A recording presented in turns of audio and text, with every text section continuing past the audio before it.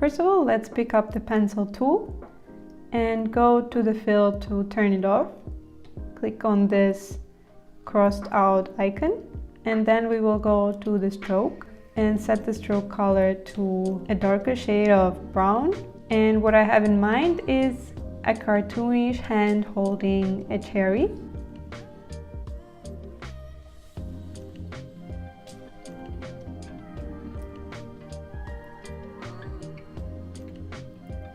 I start with the cherry so that I can draw a hand around it. I switch to the direct selection tool to adjust my anchor point just a bit.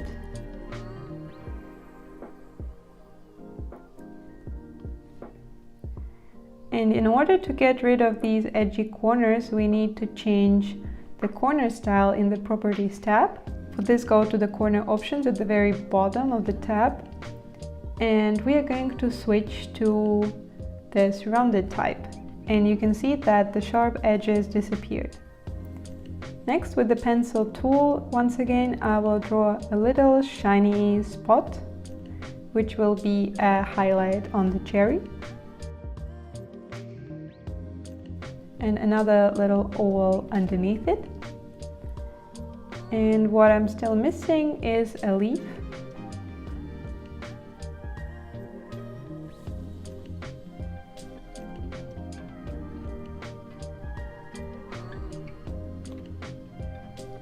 And now I want to draw a hand holding a cherry like this in a rather cartoonish style.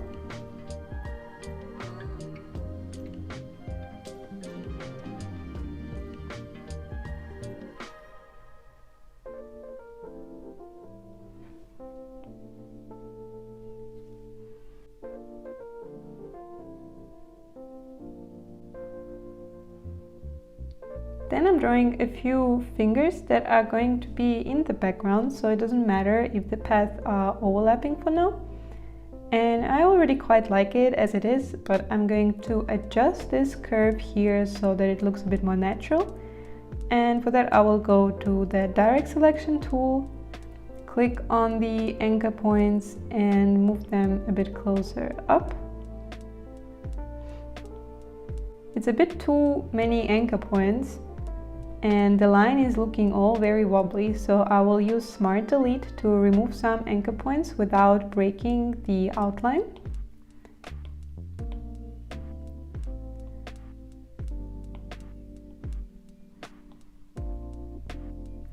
And I'm clicking on the anchor point and then using the handles to adjust the line curvature.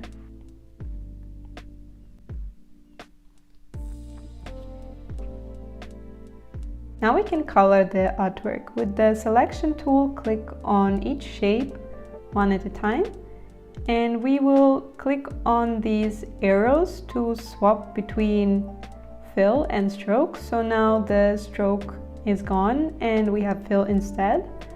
And you can click on the fill, and with the color wheel, adjust the color that you would like. And do that with every shape.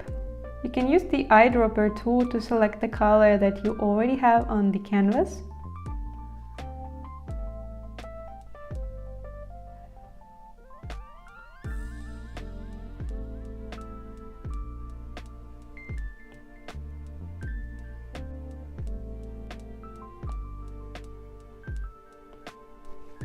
First of all, let's rearrange our fingers since they need to be behind the main part of the hand. So you can go to layers and drag the main part of the hand on top, and this finger over here needs to be behind the third one. Now I would like to have some outline separating fingers from each other, and a simple way to do that is to go to the main part of our hand. And with the direct selection tool, we can go ahead and duplicate it. Make sure you are on the top of the two layers, and in the color tool, switch between fill and stroke. We can change the stroke color to something matching the color palette. I will go with this orange. And in the properties panel at the very bottom, we can adjust the stroke width. I'm gonna go with 8 points. Now we have the whole shape outlined. However, I only want to keep the part which connects to the rest of the fingers. So we can pick the direct selection tool, select the stroke, and now we can cut the path in the places that we need. So one cut is going to be at the start of this outline. I would like to cut the path here, however, there is no anchor point at the last connection point to the finger, so I will switch to the pen tool and add a new anchor point in that place. Switching back to the direct selection tool, cut the path in that place. And now we should be able to select the remaining part of the stroke and click delete 2 times. Now I only have stroke in the part where I want it, and in the properties tab at the bottom we can switch the width profile of the stroke to narrow down at the ends.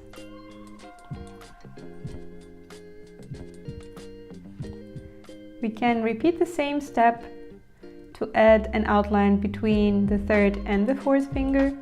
You can use the duplicate feature under the selection. Make sure you have the top shape selected, switch to stroke, and you can eyedrop the color we used previously. Change the width to 8 points. And go to the direct selection tool. The first cut is going to be at the bottom. And for the next cut, we will need once again to add an anchor point. So I'm switching to the pen tool and adding one anchor point over here. Back to the direct selection tool. You can cut this part of the path. And with the direct selection tool, we can select the part we don't need and hit the delete button 2 times. Once again, change the width profile. I adjust the position of the lines and all the elements until I like the composition and everything looks right to me. We can also add a background. I'm just going to draw a large rectangle.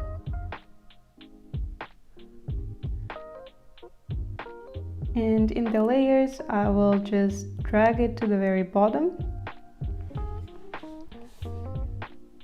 Next, I'm changing my background color. I've dragged the rectangle all the way down and I'm going to lock it so that I can easily select everything. I'm going to select all the remaining objects and group them together.